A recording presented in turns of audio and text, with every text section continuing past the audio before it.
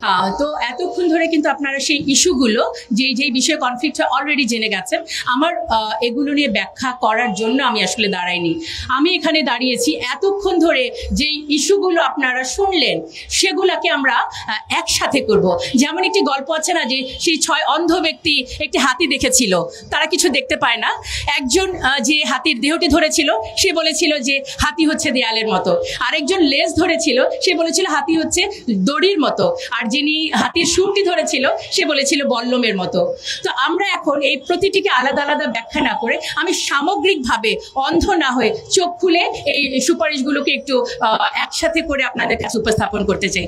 প্রথমত, এটি ব্যক্তি জীবনে ব্যক্তিগত লেভেলে কি সংস্কারের কথা বলা হলো যে আমার দেহ আমার সিদ্ধান্ত, ব্যক্তি জীবন। তার মানে কি আমি যা খুশি তাই করতে পারি, আমি বিবস্ত্র হয়ে বাইরে যেতে পারি। যদি এটাকে অধিকার মনে করেন তাহলে যখন আমি হিজাব পরি তখন আমাকে পরীক্ষা কেন্দ্রে বাধ্য করা হয় নেকাব খুলতে, তখন আমার সেই অধিকারটি কোথায় গেল? এটি নিয়ে কিন্তু আমার কমিশন কিছুই বললেন না। এবং এই ব্যক্তি জীবনে স্বেচ্ছাচারিতাটাকে তৈরি করার পর তারা হাত দিলেন পারিবারিক পর্যায়ে, সমাজের সবচেয়ে ক্ষুদ্রতম ইনস্টিটিউশন। কি হলো যে মানে পুরুষকে করা হলো আমার প্রতিপক্ষ। এবং আইডিয়াটাও কিন্তু সুন্দর, পুরুষের ক্ষমতা ভাঙবো, সম অধিকার আনবো। কেন আমাদেরকে পুরুষের প্রতিপক্ষ করে দিলেন? আমরা তো ক্ষমতা ভেঙে আনতে চাই নাই, আমরা তো একে অপরের পরিপূরক ছিলাম। এবং কি হলো, বলা হলো যে মেরিটাল রেপ একটি বিষয়, যে শব্দটিকে এখনো বলা হচ্ছে। এবং আমি বিনয়ের সাথে বলছি, ঘটনাটি কিন্তু সত্যি সত্যি সমাজে কোনো কোনো ক্ষেত্রে আছে। বিষয় হচ্ছে যারা এটি করছেন, যে পুরুষ এটি করছেন, তিনি কিন্তু মানসিক বিকারগ্রস্ত, তার যেমন চিকিৎসা দরকার। এবং ফিজিক্যালি অ্যাসাল্ট যখন মহিলারা হন তারা কিন্তু অবশ্যই নারী নির্যাতন মামলায় যেতেই পারেন। তাহলে ফৌজদারি মামলা কেন? একটি দাম্পত্য জীবন ধ্বংসের দিকে নেওয়ার জন্য এটা যথেষ্ট। এবার চলে আসি হচ্ছে যে শিক্ষা ব্যবস্থা।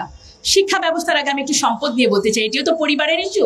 বলা হলো যে সম্পদ এখন সমান সমান পাওয়া যাবে। কত সুন্দর, নারীদের এত বড় সুযোগ পাওয়া। আমরা বলতে চাই ইসলাম আমাকে যে অধিকার দিয়েছে, আপনারা তো আমাকে সেই অধিকারটিকে নিশ্চিত করতে দেন নাই। আমার এই সোসাইটি থেকে তো আমি আমার ভাইয়ের কাছ থেকে যতটুকু প্রাপ্য সম্পদ পাওয়ার কথা সেটাই পাচ্ছি না। আপনারা খুব সুন্দর করে আইওয়াস দিয়ে আমাকে খুশি করে বলছেন এখন থেকে আমি আমার ভাইয়ের সমান সম্পদ পাবো। এই জায়গাটায় অবশ্যই বাস্তবিকভাবে এটি কিন্তু আসা উচিত ছিল। যে বিষয়টি ক্লিয়ার করতে চাই, তারা তাদের প্রতিবেদনে সুস্পষ্ট করে লিখেছে ধর্ম নারীকে বৈষম্য করেছে। আমি জোর গলায় বলতে চাই, ধর্ম নারীকে বৈষম্য করে নাই, ধর্মের প্রয়োগ নারীকে ভুলভাবে প্রয়োগ। আমার ধর্ম আমাকে বলল যে দেনমোহরের মাধ্যমে বিয়েটা হবে, আর আমার সমাজ আমাকে যৌতুকের মধ্যে ঠেলে দিল। এবং যৌতুক না দিলে শুধু বিবাহ বন্ধ না, গায়ের মধ্যে কেরোসিন ঢেলে আমাকে পুড়িয়ে দেওয়া হলো। তারপর এই মৃত্যুর জন্য আমার ধর্ম দায়ী নাকি আমার সমাজ? আমাদেরকে চিন্তাটা করতে হবে। এবং দেখেন এটার মধ্যে হচ্ছে আরেকটি হচ্ছে পতিতাবৃত্তি। অলরেডি এটা নিয়ে অনেক কথা বলেছেন।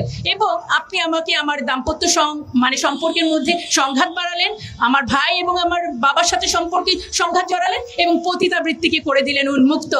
তখন এই যে কিছুক্ষণ আগে আমাদের আরো অন্যান্য বক্তারা বলেছেন, স্বামী তখন এই ফৌজদারি মামলা এড়ানোর জন্য কিন্তু যাচ্ছে কোথায়? পতিতালয়ে। আমার অনেক ছাত্রীকে আমরা কিন্তু অনেক হোটেলে এই ধরনের সম্পর্কে দেখতে পাই যেখানে পুলিশ তাদেরকে গ্রেফতার করছে। যখন পতিতাল এই বৃত্তিটিকে আপনি একটি পেশা হিসেবে দিচ্ছেন, তখন তারা পার্ট টাইম টিউশনির মতো ওখানে গেলে সমাজ ব্যবস্থা যদি ভেঙে পড়ে, এর দায় ভাইকে আপনাদের নিতে হবে না? দেখেন এই একই সাথে হচ্ছে যে গণমাধ্যমে বলা হলো যে কিছু কিছু শব্দ প্রয়োগ করা যাবে না, যেমন হচ্ছে নৈতিকতা, অশ্লীলতা, শালীনতাপূর্ণ পোশাক, ধর্মীয় অনুভূতি। আমি এই কথাগুলো কেন বলতে পারবো না? কারণ আমি অশালীন হয়ে চলবো? অবশ্যই শালীনতা আমার সামাজিক ভ্যালু। যে কোনো ধর্মের মধ্যে কোনো অশালীনতা নেই। সুতরাং এই শব্দগুলো যে তারা ব্যবহার করতে দিচ্ছে না, দেখেন সমাজটা কিভাবে করে যাচ্ছে। এবার সমাজের আরেকটি উপাদান হচ্ছে শিক্ষা। সেখানেও বলা হলো সম্মতিতে যৌন মিলন সংক্রান্ত পড়ালেখার বিষয়টাও থাকবে। তাহলে আর বাকিটা থাকলো কি? দেখেন এবার যদি এখানে আরেকটা শব্দ, জেন্ডার স্টেরিওটাইপ, কোনো কথা বলা যাবে না। যেমন হচ্ছে ঘরে কাজ শুধু নারীরা করবে, এই কথাটা বলা যাবে না। এবং বলা যাবে না নারীরা ধূমপান করে না। আপনারা একটু চিন্তা করেন, ধূমপান তো কারোর জন্যই সুস্থ না, ভালো না, তাহলে কেন শুধুমাত্র নারীদের কথাটা এটা বলা যাবে না? এভাবে করে ব্যক্তি জীবন, আমার পরিবার জীবন, সমাজ জীবন কিন্তু তার এই কমিশনের মাধ্যমে, সুপারিশের মাধ্যমে এটি ধ্বংস হওয়ার পথে। এবার আমি চলে যাচ্ছি রাষ্ট্রীয় পর্যায়ে কি হচ্ছে। পার্বত্য চট্টগ্রাম কিন্তু আপনারা শুনে ফেলেছেন যে এটা দিয়ে কি হবে। এছাড়া আরো যেটি বলা হয়েছে যে আন্তর্জাতিক যত সনদ আছে, যে মানে আপনার সিডো এবং পিএফ এর যত সনদ হয়, এগুলোকে আমাদের পার্লামেন্টে পাশ করে দিতে হবে। আমরা যদি স্বাধীন দেশ হই, কোনোভাবেই আন্তর্জাতিক কোনো সনদ মানতে আমরা বাধ্য নই। সেখানে প্রত্যেকটা দেশ তার রিজার্ভেশন রাখতেই পারে।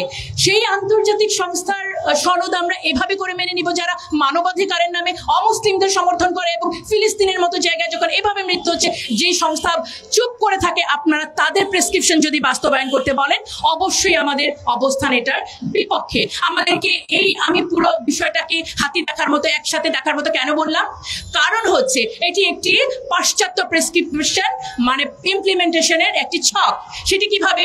দাতা সংস্থা, আমরা জানি যে নিউ ওয়ার্ল্ড অর্ডার নামে একটি সিচুয়েশন সামনে আসবে, যেখানে মূল বিষয় থাকবে দেয়ার ইজ নো রিলিজন, ধর্ম বলতে কোনো কিছু থাকবে না। আমাদের শিক্ষা ব্যবস্থায় কিছুদিন আগে ট্রান্সজেন্ডার ঢুকানো হলো, এখন ধীরে ধীরে আমাদের নারীদেরকে পতিতালয় থেকে পুনর্বাসন না করে এটাকে উন্মুক্ত করে দেওয়া হলো। মানে সমাজ ভাঙা, রাষ্ট্র এবং পরিবার ভাঙা মিলে কি হলো? একেবারে রাষ্ট্রটাই একেবারে ধ্বংসের দিকে চলে গেল। এবং জুলাই আন্দোলনের যে ফল পাওয়ার জন্য আমরা এখানে আরো একবার দাঁড়িয়েছি, বারবার দাঁড়িয়েছি। আজকে আমরা বলতে চাই যে জুলাই আন্দোলন নারীদেরকে যে আপনারা উপেক্ষা করলেন, আমরা যে বৈষম্যটাকে অর্জন করার জন্য এতগুলো প্রাণ গেল, আপনারা সেটা মূল্যায়ন করলেন না। এই কমিশনের যতগুলো সুপারিশ আমাদের সামাজিক মূল্যবোধ, আমাদের ধর্মীয় মূল্যবোধ, আমাদের একটি সুস্থ সুন্দর জীবনযাপনের জন্য, নারীকে ক্ষমতায়নের নামে শুধু আপনারা প্রদর্শনীর জন্য বলেই দিয়েছেন, বিনোদনে একেবারে 50-50% তাদের প্রদর্শনী থাকতে হবে। আমরা 300 আসনকে 600 আসন করে কি লাভটা হলো? আমরা মমতাজ এবং শমিকা এসারদের মতো আরো কিছু সংখ্যক আমরা নেত্রী পাবো। বাট এটাই কি আসলে নারীর পলিটিক্যাল এম্পাওয়ারমেন্ট? আমাদের নারীদেরকে গুণগতভাবে, শিক্ষাগতভাবে, প্রযুক্তিগতভাবে উন্নয়নের দিকে নিয়ে যেতে হবে।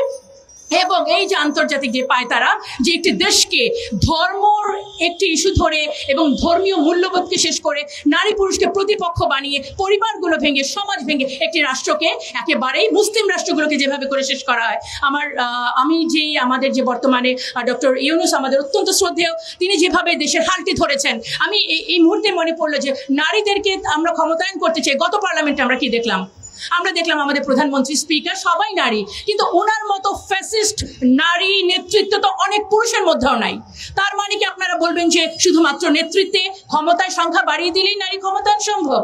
সুতরাং আমরা আমাদের উপদেষ্টা এবং এই বর্তমান প্রশাসনের কাছে বিনীতভাবে অনুরোধ করব, কমিশনের রিপোর্টগুলো সমালোচিত হয়েছে যে কারণ এটি একটি ইনক্লুসিভ কমিটি হয় নাই। 90% মুসলিমের দেশে, এখানে অবশ্যই ইসলাম সম্পর্কে বিশেষজ্ঞ কারো থাকা উচিত ছিল, এবং তারা বলেছেন এই রিপোর্টটি একটি কিছু সংখ্যক মানুষের জন্য। সুতরাং আমরা আজকে দাঁড়িয়েছি, কোনো কমিশনের রিপোর্ট শুধুমাত্র কিছু সংখ্যক মানুষের জন্য হতে পারে না, নারীর জন্য রিপোর্ট সেটি হবে যেটি সার্বজনীন। এবং আমি আবার এই প্রশাসনকে বিনীতভাবে অনুরোধ করতে চাই, একটি সর্বজন গৃহীত কমিশনের মাধ্যমে এবং কোনো ধরনের বৈষম্য তৈরি না করে, সমাজকে অস্থিতিশীল না করে, আমার রাষ্ট্রকে যদি এগিয়ে নিয়ে যেতে চান, নারীর পার্টিসিপেশনকে যদি সত্যি আপনারা মূল্যায়ন করতে চান, তাহলে আরেকটি কমিশন করে এবং সত্যি সত্যি আমাদের সুন্দর কিছু গুণগত মান উন্নয়নের জন্য সুপারিশ করবেন। জি, ধন্যবাদ সবাইকে।